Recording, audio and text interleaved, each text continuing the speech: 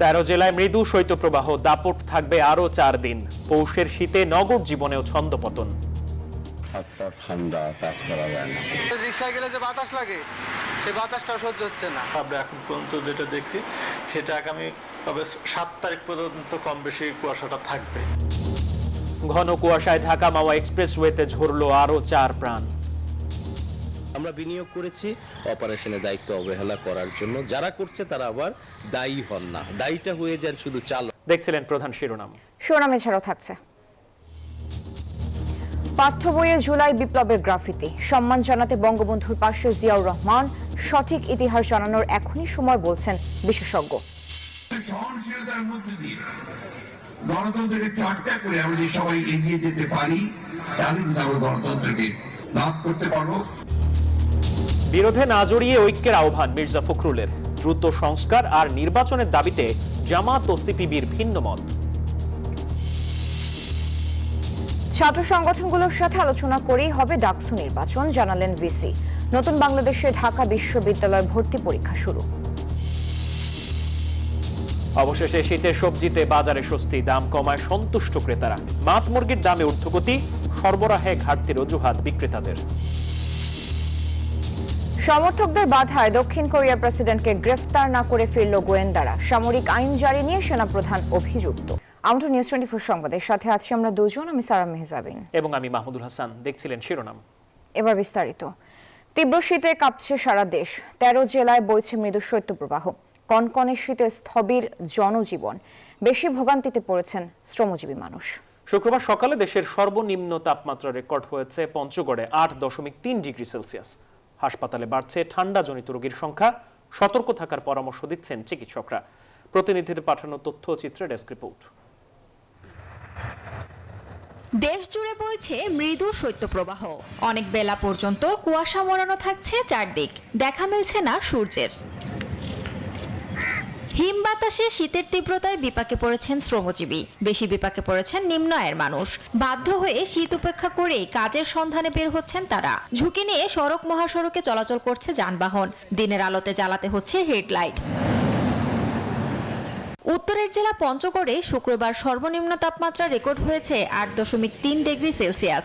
বয়ে যাচ্ছে মৃদু শৈত্যপ্রবাহ। কুয়াশায় আচ্ছন্ন পথঘাট। শীতের দাপটে খড়কুটো জ্বালিয়ে শীত নিবারণের চেষ্টা করছেন অনেকে। শীতে শরীরের বীজ ব্যথায়, সর্দি, জ্বর, ঠান্ডা কাজ করা যায় না। লালমনিরহাটে 9.5, দিনাজপুরে 10 এবং চুয়াডাঙ্গায় 10.8 ডিগ্রি সেলসিয়াস তাপমাত্রা রেকর্ড হয়েছে। হিমেল হাওয়ায় যুবথুবু হয়ে স্থবিরতা নেমেছে জনজীবনে। শীতের কারণে আমরা বাইরে হইতে পারি না। আজকে কয়েকদিন ধরে অনেক শীত, বাতাসও মোটামুটি অনেক। আসলে যতই কুয়াশা পড়ুক আর যতই ঠান্ডা হোক আমাদেরকে তো কাজ করতে বেরোতেই হবে। তীব্র ঠান্ডায় চট্টগ্রামেও জনজীবন বিপর্যস্ত।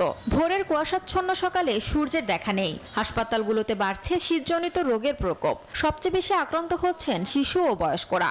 বাচ্চাদেরকে কোনোভাবে যেন ঠান্ডার মধ্যে রাখা না হয়, কোনোভাবে যেন ফ্যান ছাড়া না হয়, তাদেরকে যেন অবশ্যই শীতের কাপড় যেগুলো আছে এগুলো যেন পরিধান করা হয়। জরুরি প্রয়োজন ছাড়া বাইরে বের না হওয়ার পরামর্শ চিকিৎসকদের। Desk report, news 24। শীতের খবর জানাতে ঢাকা ও বগুড়া থেকে সরাসরি যুক্ত হচ্ছেন সহকর্মীরা। শুরুতেই চলে যাচ্ছে জুবাইর সানির কাছে রাজধানীতে। সানি, ঢাকায় শীতের প্রকোপ এই মুহূর্তে কেমন দেখছেন এবং ছিন্নমূল মানুষের জীবনে শীতের প্রভাব কেমন দেখছেন আমাদের বিস্তারিত জানাবেন।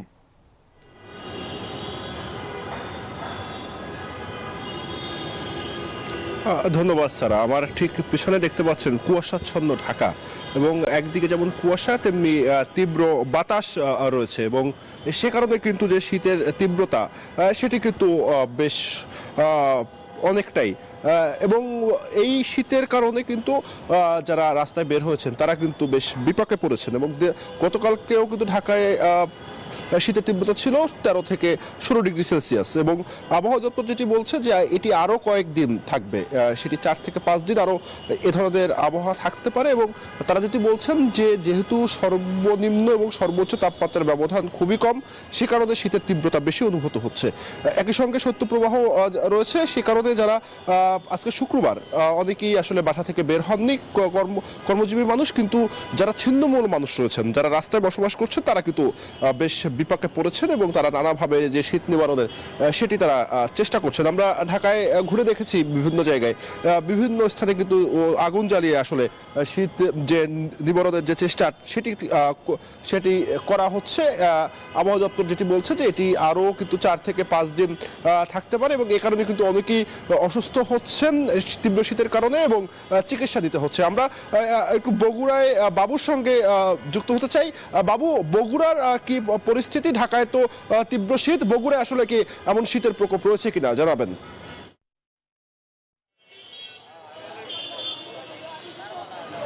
বগুড়াও শীতের তীব্রতা বেড়েছে। গতকাল বগুড়ায় সর্বোচ্চ তাপমাত্রা ছিল 14.6 ডিগ্রি সেলসিয়াস এবং সর্বনিম্ন ছিল 11.0 ডিগ্রি সেলসিয়াস এবং আজকে সর্বনিম্ন তাপমাত্রা 10.5 ডিগ্রি সেলসিয়াস। তবে সর্বোচ্চ তাপমাত্রার কিছুটা বেড়েছে, যার কারণে শীতের প্রকোপ কিছুটা কম। আজকে সূর্যের দেখা মিলেছে এবং শীতের প্রকোপ বাড়ার সাথে সাথেই কিন্তু নিম্ন আয়ের মানুষরা তারা ছুটছেন ফুটপাতের দোকানগুলোতে, যেখানে উষ্ণতার পরশ পেতে গরম কাপড় বিক্রি হচ্ছে। সেখানে বগুড়া শহরের প্রাণকেন্দ্র সাতমাথায় আমরা রয়েছি, নিশ্চয়ই দর্শক ক্যামেরা চোখে দেখতে পাচ্ছেন। গেল কয়েকদিন ধরেই বগুড়ায় শীতের তীব্রতা বেড়েছে। বাতাসের আর্দ্রতা বেড়ে যাওয়ার কারণেই শীতের তীব্রতা বেড়েছে বলে আমরা জানতে পেরেছি। বিশেষ করে উত্তর এবং পশ্চিমের হিমেল হাওয়ায় বাতাসের আর্দ্রতা বেড়ে যাওয়ার কারণে শীতের প্রকোপ বাড়তে আছে। এই সময় কিন্তু সবাই গরম কাপড় পরে বেরোচ্ছে এবং সকালবেলা বেশি কষ্ট হচ্ছে নিম্ন আয়ের মানুষদের, যারা দিন মজুর এবং শ্রমজীবী মানুষ। তারা কিন্তু তীব্রতা উপেক্ষা করেই ঘর থেকে বেরোচ্ছে। আরও 2-1 দিন এরকম আবহাওয়া থাকবে বলে জানিয়েছে আবহাওয়া অধিদপ্তর। এই ছিল বগুড়া থেকে সর্বশেষ। ফিরে যাবো স্টুডিওতে। বাবু, সানি দুজনকে ধন্যবাদ। দর্শক, সংবাদের শুরুতে যেমনটি বলছিলাম, তীব্র শীতে কাঁপছে সারা দেশ। মৃদু শৈত্যপ্রবাহ, কনকনে শীতে স্থবির হয়ে পড়েছে জনজীবন। বেশি ভোগান্তিতে পড়েছেন শ্রমজীবী নিম্ন আয়ের মানুষরা। শুক্রবার দেশের সর্বনিম্ন তাপমাত্রা রেকর্ড করা হয়েছে পঞ্চগড়ে 8.3 ডিগ্রি সেলসিয়াস। আবহাওয়া অফিস বলছে এই হাড় কাঁপানো শীত আরও 4 দিন অন্তত থাকতে পারে। বিস্তারিত জানাচ্ছেন সুকন্যা আমির। 19 পৌষের কুয়াশা মোড়ানো রাজধানীর সকাল। সূর্যের দেখা নেই, প্রকৃতিও যেন নীরব, কেবল সরব মৃদু হিমেল হাওয়া। শিল্পী শিকদার, রাস্তার পাশেই তার চায়ের দোকান, ব্যবসাটাই সম্বল। কয়েকদিনের কনকনে ঠান্ডায় তার রুটি রুজিতে ভাটা। অনেক শীত, সন্ধ্যার পরে বিকালে মানুষ খুব কম বের হয়। 6-7 হাজার টাকা হইতে 4,000-5,000 টাকা হয় সারাদিনের। 2 কন্যাকে নিয়ে ফুটপাতে থাকেন বিল্লাল মোল্লা। গত রাতে গায়ে জড়ানো কম্বলটা চুরি হয়ে গেছে। শিকদার মিয়ার রোজগারের একমাত্র মাধ্যম অটোরিকশা। বাহনটি হারিয়ে দিশেহারা তিনি। তার উপর এই তীব্র শীত, মরার উপর খাড়ার ঘা। ঠান্ডা মানে নিঃশ্বাস বন্ধ হয়ে যায়। সবকিছু অনেক কিছু লইয়ে যায়। একজনের কম্বল দিল, কম্বল লইয়ে যায়। শ্রমজীবী খেটে খাওয়া মানুষের ভোগান্তি রাজধানীতে সবসময় অফুরান। প্রকৃতির বিরূপ চেহারায় যা এখন চরমে। গোটা জনজীবনেই বিপর্যস্ত দশা। রাস্তার মোড়ের দোকান বন্ধ, যানবাহনের চাপও কম। গরিব মানুষের রিক্সা চালক, আমরা তো দিন মানে গরিব কর্মচারী আছি, এদের খুবই কষ্ট হচ্ছে। বাজারে রিক্সায় গেলে যে বাতাস লাগে, সেই বাতাসটা সহ্য হচ্ছে না। 3 দিন থেকে প্রচন্ড শীত পড়তেছে, এর মধ্যেও আমাদের বের হতে হয়। আবহাওয়া অফিস বলছে শুক্রবার সকালে ঢাকার সর্বনিম্ন তাপমাত্রা রেকর্ড করা হয়েছে 13.6 ডিগ্রি সেলসিয়াস। এমন পরিস্থিতি পোহাতে হবে আরও কয়েকদিন। গত 24 ঘন্টা দেশের সর্বনিম্ন তাপমাত্রা ছিল তেঁতুলিয়াতে, এটা 8.3 ডিগ্রি সেলসিয়াস এবং ঢাকাতে আজকে তাপমাত্রা ছিল 13.6 ডিগ্রি। এখন যে অবস্থা দেখা যাচ্ছে, যে শীতের যে কুয়াশার যে ভাবটা আমরা এখন পর্যন্ত যেটা দেখছি, সেটা আগামী 7 তারিখ পর্যন্ত কম বেশি কুয়াশাটা থাকবে। জানুয়ারিতেই দেশের উত্তর পূর্ব ও মধ্যাঞ্চলে ধেয়ে আসতে পারে আরও 1 থেকে 2টি তীব্র শৈত্যপ্রবাহ, আর মৃদু শৈত্যপ্রবাহ আসতে পারে 2 থেকে 3টি, বলছে আবহাওয়া অফিস। সুকন্যা আমির, নিউজ 24, ঢাকা। ঢাকা মা এক্সপ্রেসওয়েতে আলাদা সড়ক দুর্ঘটনায় 4 জন নিহত হয়েছেন, আহত আরও অন্তত 20 জন। হাইওয়ে পুলিশ জানায় শুক্রবার ভোর 5টার দিকে এক্সপ্রেসওয়ের হাসারা এলাকায় ঢাকামুখী লেনে বাস ও ট্রাকের সংঘর্ষে 2 জন নিহত হন। বৃহস্পতিবার দিবাগত রাত 11:30টার দিকে সিরাজদি খানের নিমতলা এলাকায় মাওয়ামুখী লেনে একটি কাভার্ড ভ্যানের পেছনে ধাক্কা দেয় একটি মিনি বাস। এতে নিহত হন 2 জন। নিহতদের মরদেহ শ্রীনগর উপজেলা স্বাস্থ্য কমপ্লেক্সে রাখা হয়েছে। কাভার্ড ভ্যানটি জব্দ করেছে পুলিশ, পালিয়েছেন চালক।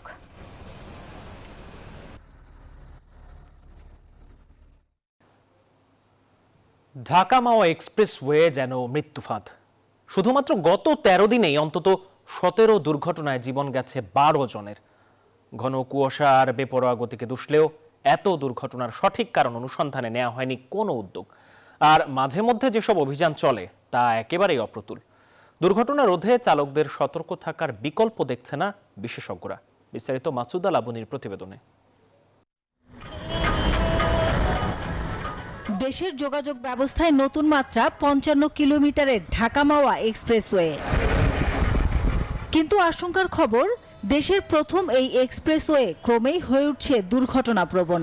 প্রশস্ত সড়ক, ফ্লাইওভার, আন্ডারপাস, ইন্টারচেঞ্জ, ধীরগতির জন্য আলাদা সার্ভিস থাকলেও এই সড়ক যেন এখন মৃত্যুফাঁদ।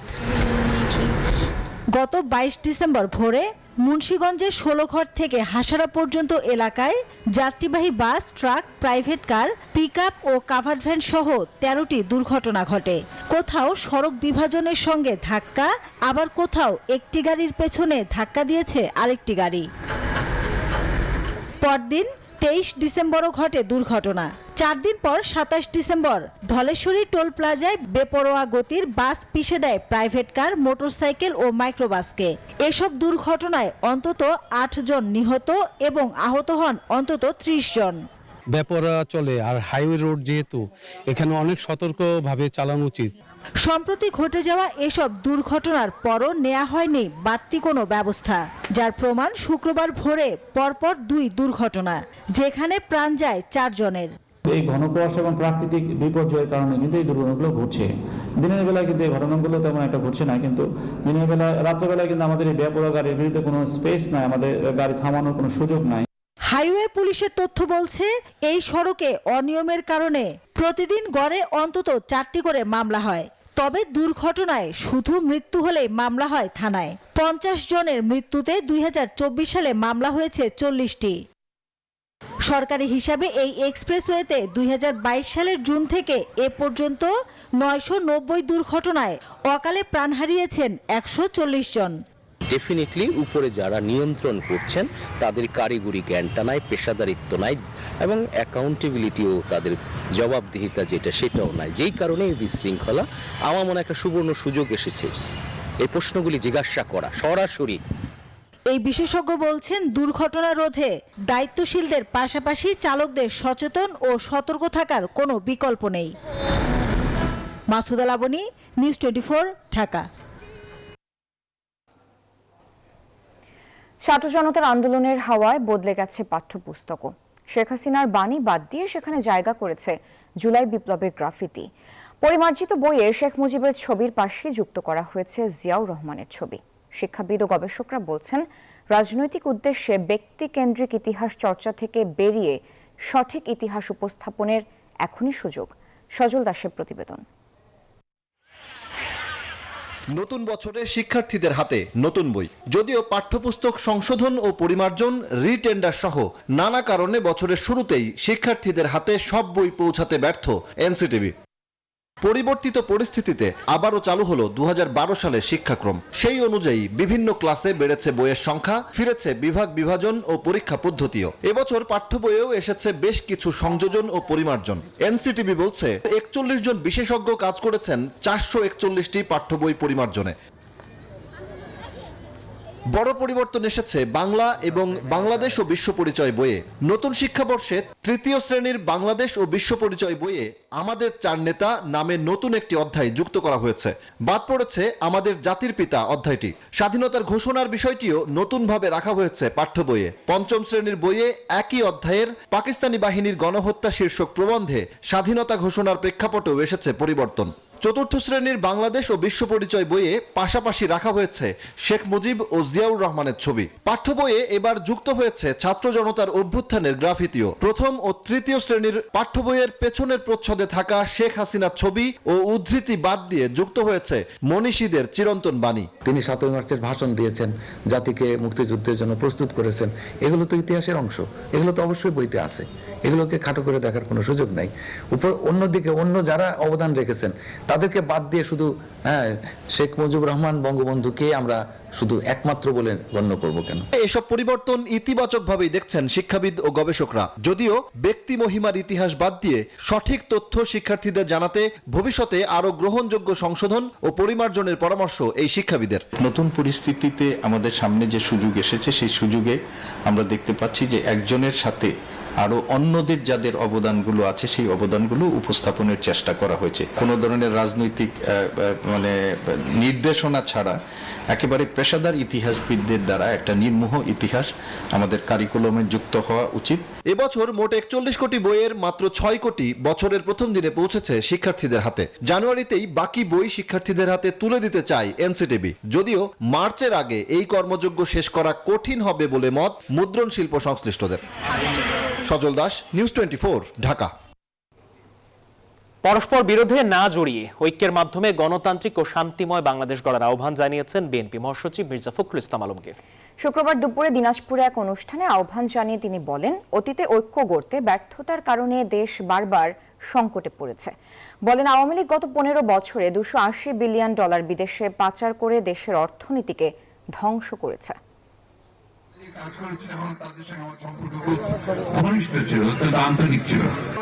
শুক্রবার সকালে দিনাজপুর সরকারি কলেজের অনুষ্ঠানে যোগ দেন কলেজের সাবেক শিক্ষক ও বিএনপি মহাসচিব মির্জা ফখরুল ইসলাম আলমগীর। দীর্ঘদিন পর নিজের স্মৃতিবিজড়িত ক্যাম্পাসে আসলেন অতিথি হয়ে। অর্থনীতি বিভাগের সুবর্ণ জয়ন্তীর সব আয়োজন ছাপিয়ে অনুষ্ঠান হয়ে ওঠে চলমান রাজনীতির পাঠশালা। মির্জা ফখরুল বলেন, দোষারোপের রাজনীতিতে দিনের পর দিন খুন হয়েছে গণতন্ত্র। তার আক্ষেপ, পরপর 3 মেয়াদে ফ্যাসিবাদ ক্ষমতা দখল করে ভোট বঞ্চিত করেছে নতুন প্রজন্মকে, ধ্বংস করেছে দেশের অর্থনীতি। আমাদের দেশের সমস্ত সম্পদকে লুণ্ঠন করে বিদেশে পাচার করে দেওয়া হয়েছে এবং সেটা একটা টাকা নয়, প্রতি বছর $16 বিলিয়ন পাচার হয়েছে এবং হিসাব করে দেখা যাচ্ছে এই প্রায় 15 বছর প্রায় $280 বিলিয়নের উপরে পাচার হয়ে গেছে। মির্জা ফখরুল বলেন, 24-এর গণবিপ্লবের পর গণতান্ত্রিক বাংলাদেশ বিনির্মাণের নতুন যে সম্ভাবনা তৈরি হয়েছে তা কাজে লাগাতে হবে। সংকীর্ণতার ঊর্ধ্বে উঠে ঐক্যের মাধ্যমে দেশ গড়তে সবাইকে আহ্বান জানান তিনি। আমরা রাজনৈতিক দলগুলো পরস্পরের সঙ্গে বিরোধী লিপ্ত হয়েছি, কিন্তু সহনশীলতার মধ্য দিয়ে গণতন্ত্রকে চর্চা করে আমরা যদি সবাই এগিয়ে যেতে পারি, তাহলে কিন্তু আমরা গণতন্ত্রকে লাভ করতে পারবো, আমাদের অধিকারকে অর্জন করতে পারবো। কি করুন সময় গেছে, চিন্তা করে দেখুন যে আমরা ভোট দিতে পারিনি। সংশ্লিষ্ট সকলের কাছে এই আবেদন জানাবো যে আমরা উঠে দাঁড়াই, আমরা আমাদের এই সংকীর্ণতার ঊর্ধ্বে দাঁড়াই। মুখে গণতন্ত্রের কথা বললেও প্রকৃতভাবে গণতন্ত্রের চর্চা না থাকায় বাংলাদেশ কাঙ্ক্ষিত লক্ষ্য অর্জন করতে পারেনি বলেও মন্তব্য করেন মির্জা ফখরুল। আমরা গণতন্ত্রের কথা বলি, আমরা গণতন্ত্রের চর্চা করি না। সাইফুল ইসলাম, নিউজ 24।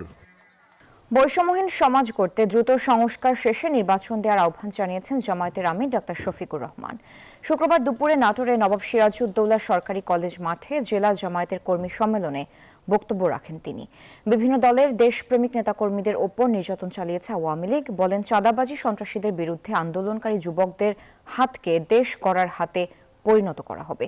এছাড়া এদেশের হিন্দু, মুসলমান, বৌদ্ধ, খ্রিস্টান সবাই গর্বিত নাগরিক বলেও মন্তব্য করেন জামায়াত আমির। 2006 সালের 28 অক্টোবর লগিবইটার তাণ্ডব চালিয়ে স্পষ্ট দিবালোকে নিরীহ মানুষগুলাকে হত্যা করে, ইমানদার মানুষগুলাকে হত্যা করে তাদের নিথর দেহের উপর দাঁড়িয়ে তারা নেচেছিল। এরপরে ক্ষমতায় আসার পর একটার পর একটা হত্যাকাণ্ড তারা সংগঠিত করেছে। অন্তর্বর্তী সরকারকে 15 জানুয়ারির মধ্যে নির্বাচনের তারিখ ঘোষণার দাবি জানিয়েছে বাংলাদেশ কমিউনিস্ট পার্টি সিপিবি। শুক্রবার বিকেলে রাজধানীর সোহরাওয়ার্দী উদ্যানে ঢাকা সমাবেশ থেকে এ দাবি জানায় সিপিবি। দলটির সাধারণ সম্পাদক রুহিন হোসেন প্রিন্স বলেন, ছলে বলে কৌশলে ক্ষমতা দীর্ঘস্থায়ী করার পায়তারা করছে অন্তর্বর্তীকালীন সরকার। দ্রুত প্রয়োজনীয় সংস্কার করে নির্বাচনের সুনির্দিষ্ট তারিখ ঘোষণা করার আহ্বান জানান তিনি।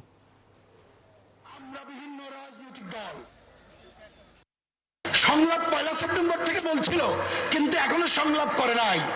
আশা করব আমাদের সাথেও কথা বলেন, আন্দোলনকারী শক্তির সাথে কথা বলেন, কথা বলে যতটুকু ঐক্যমত্য করা যায় কাজ শুরু করেন। কি কি করবেন বলেন, কিন্তু জরুরি কাজ হলো আর এক মুহূর্ত দেরি না করে 15 জানুয়ারির মধ্যে নির্বাচনের সুনির্দিষ্ট তারিখ ঘোষণা করেন। 3 দিনের মধ্যে ডাকসু নির্বাচনের রোডম্যাপ ঘোষণার আলটিমেটাম দিয়ে স্মারকলিপি দিয়েছে শিক্ষার্থীদের একটি দল। উপাচার্য জানালেন, ছাত্র সংগঠনগুলোর সাথে আলোচনা করেই ডাকসু নির্বাচনের সিদ্ধান্ত নিতে চায় প্রশাসন। এদিকে শুক্রবার নতুন বাংলাদেশের নতুন পরিস্থিতিতে প্রথম বর্ষের ভর্তি পরীক্ষা শুরু হলো ঢাকা বিশ্ববিদ্যালয়ে। ঢাকা বিশ্ববিদ্যালয়ে আইবিএ ইনস্টিটিউটের বিবিএ প্রোগ্রামের ভর্তি পরীক্ষার মাধ্যমে শুরু হলো আন্ডার গ্রাজুয়েট ভর্তি পরীক্ষা। প্রতি বছর ইউনিট ভিত্তিক ভর্তি পরীক্ষা শুরু হলেও এবার ব্যতিক্রম। সকাল 10টা থেকে বেলা 12টা পর্যন্ত চলে পরীক্ষা। নতুন বাস্তবতায় পরীক্ষা দিতে এসে নিজেদের অভিজ্ঞতা জানালেন ভর্তিচ্ছু ও তাদের অভিভাবকরা। আমার মেয়েরও আত্মবিশ্বাস যে এখানে পরীক্ষায় অংশগ্রহণ করে সে কৃতকার্য হওয়ার ব্যাপারে সে আশাবাদী। এক্সপেকটেশন ছিল ভালোই, বাট ম্যাথটা একটু কঠিন আসছে আর কি। আমার কাছে পার্সোনালি ম্যাথ কোশ্চেনটা একটু টাফ লাগছে, মানে কোশ্চেন একটু ইলাবরেটরি ছিল, আর এমনিতে অন্যগুলো মোটামুটি ছিল স্ট্যান্ডার্ড। শুক্রবার বেলা 11টার দিকে পরীক্ষা পরিদর্শনে আসেন ঢাবি উপাচার্য, জানান সব প্রস্তুতির কথা। পুরো মাসব্যাপী আমাদের অন্যান্য ভর্তি পরীক্ষাগুলো চলবে। ভর্তি পরীক্ষা শান্তিপূর্ণ পরিবেশে হচ্ছে। আপনারা নিশ্চয়ই দেখেছেন যে আমরা ক্যাম্পাসের ভেতরে যান এবং অন্যান্য যে বিশৃঙ্খলা সাধারণত হয়ে থাকে, এবার আমরা কিছুটা নিয়ন্ত্রণে রাখার চেষ্টা করছি। ডাকসু নির্বাচন নিয়েও কথা বলেন ঢাবি উপাচার্য, বলেন ভোট আয়োজনে আপত্তি নেই। ডাকসু নির্বাচনের ব্যাপারে আমরা অত্যন্ত আন্তরিক, তবে আমরা চাই যে সবার মধ্যে মোটামুটি একদম ঐক্যমত না হোক, কিন্তু একটু ব্রড বেসড, যাতে একরকম সমঝোতা হয়, একটা চুক্তির মতো হয়। সবাইকে নিয়ে আমরা করতে চাই এই নির্বাচনটি উৎসবমুখর পরিবেশে, সবার বহুদিন পর একটি মুক্ত পরিবেশে এই সুযোগটি তৈরি হয়েছে। এবছর বিবিএ প্রোগ্রামে ভর্তিচ্ছু 10,278 জন। আগামী 15 জানুয়ারি লিখিত এই পরীক্ষার ফল প্রকাশ হবে। বদরুল আলম শাওন, নিউজ 24, ঢাকা। আন্তর্জাতিক বাণিজ্য মেলায় তীব্র শীত উপেক্ষা করেও বাড়ছে ক্রেতার সমাগম। সেখানে আছেন সহকর্মী মৌরিন মৌ, যুক্ত হচ্ছে তার সঙ্গে।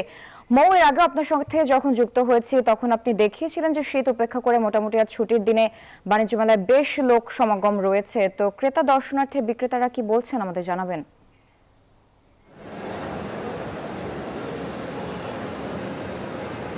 ধন্যবাদ সারা। আমরা আসলে সকাল থেকেই সংবাদে জানাচ্ছিলাম বাণিজ্য মেলার পরিস্থিতি, এবং যেহেতু রাত 10টা পর্যন্ত বাণিজ্য মেলা চলবে, সেই জায়গা থেকে আসলে ক্রেতা দর্শনার্থীর ভিড় সন্ধ্যায় কিছুটা বাড়লেও এখন কিছুটা কম। যেহেতু 10টায় মূল ফটক বন্ধ হয়ে যাবে, এখন সবাই আসলে গন্তব্যেই ফিরে যাচ্ছেন, এবং ছুটির দিন হওয়াতে আসলে তীব্র শীত উপেক্ষা করেও মেলায় এসেছেন, ঘুরেছেন এবং কিছু কিছু পণ্য কিনে নিয়ে গেছেন। এবং এখনও যারা যারা আছেন তারা নিজেদের পছন্দের পণ্যটি যাচাই বাছাই করে কিনছেন। এবং ক্রেতাদের সাথে কথা বলে জানা গেছে তারা কিছু দর্শনার্থী এসেছেন মেলা ঘুরে দেখতে, আবার কিছু কিছু মানুষ আসলে মেলায় যেই পণ্যগুলো পাওয়াই যায় না মেলা ছাড়া, সেই পণ্যগুলো কিনতে এসেছেন। বিক্রেতাদের কথা বলে জানা গেছে যে যেহেতু এই বছর মেলা সঠিক সময় শুরু হয়েছে, সেই জায়গা থেকে তাদের ব্যবসায়িক প্রত্যাশা অনেকটাই বেশি, এবং যেহেতু একই ছাদের নিচে সব কিছু পাওয়া যাচ্ছে, সেই জায়গা থেকে ক্রেতাদের আকর্ষণটাও কিন্তু অনেকটাই বেশি। এবং এখানে ফার্নিচারের দোকানগুলোতেও কিন্তু মূল্য ছাড় দিচ্ছে, এবং প্রত্যেকটা জিনিসেই মূল্য ছাড় দিচ্ছে। এবং আমরা এখান থেকে যত জিনিসপত্রগুলো দেখতে পাচ্ছি সেগুলোর মধ্যে কিছুটা কিছুটা করে মূল্য ছাড় দিয়ে যাচ্ছে, এবং এতেই কিন্তু ক্রেতারা অনেকটা বেশি আকর্ষিত হচ্ছেন। এই ছিল এখান থেকে সর্বশেষ সারা। মৌ, আপনাকে ধন্যবাদ। দর্শক, আন্তর্জাতিক বাণিজ্য মেলা থেকে যুক্ত ছিলেন সহকর্মী মৌরিন মৌ। অবশেষে শীতের সবজিতে বাজারে স্বস্তি। আমদানি বেশি হওয়ায় কমেছে সবজির দাম, তাই সাপ্তাহিক ছুটির দিনে ক্রেতার সমাগম রয়েছে গেল সপ্তাহের তুলনায় বেশি। এদিকে ঊর্ধ্বমুখী মাংসের বাজার বেড়েছে। সোনালী মুরগির দাম, ব্রয়লার মুরগিও বিক্রি হচ্ছে গত সপ্তাহের চেয়ে বেশি দামে। এছাড়া দাম বেড়েছে মাছেরও। শীতের সবজিতে ভরপুর বাজার, কনকনে ঠান্ডার মধ্যেও ক্রেতার উপস্থিতি চোখে পড়ার মতো। প্রতি কেজি শিম বিক্রি হচ্ছে 40 থেকে 60 টাকায়। আকার ভেদে বাঁধাকপি প্রতি পিস বিক্রি হচ্ছে 30 থেকে 40 টাকায়। ফুলকপি পিস প্রতি বিক্রি হচ্ছে 20 থেকে 30 টাকায়। বিক্রেতারা বলছেন সবজির সরবরাহ বেড়েছে, তাই কমেছে দাম। দাম কমায় খুশি ক্রেতারাও। সবজির দাম তুলনামূলক অনেক কম, যেমন আপনার মোটামুটি শীতকালীন যে সবজিগুলা, এই সবজিগুলা মানে বর্তমানে বাজারে সবই আছে।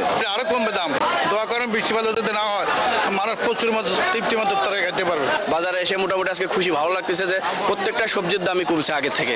গত মাসে যা কিনেছি তার থেকে ডাবল সবজি পাচ্ছি প্রায়। কমতে শুরু করেছে আলু পেঁয়াজের দামও। এদিকে মাছ মাংসের বাজারে এখনো বাড়তি মুরগির দাম। ব্রয়লার মুরগি বিক্রি হচ্ছে প্রতি কেজি 200 টাকায়, সোনালী 340 টাকা কেজি।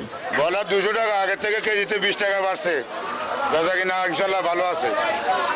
সোনালী 330 টাকা, আগে আছে 280, 300, এখন 330, ওটার দামে একটু বাড়ছে।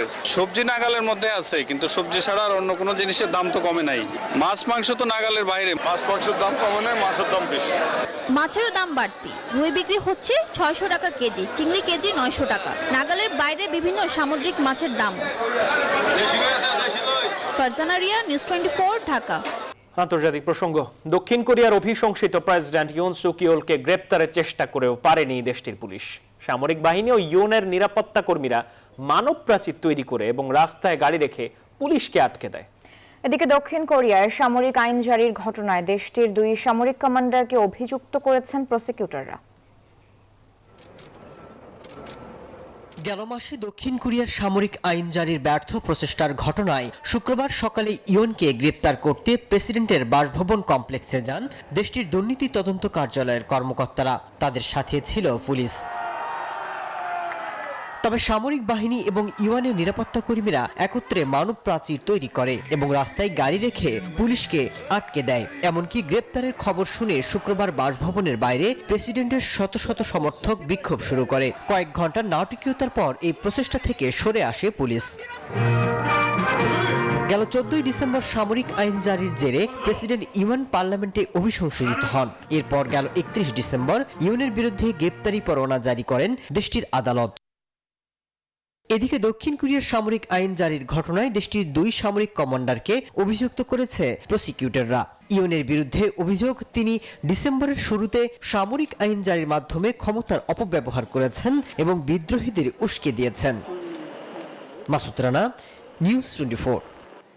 এই ছিল নিউজ 24 সংবাদে। এতক্ষণ সাথে থাকার জন্য ধন্যবাদ।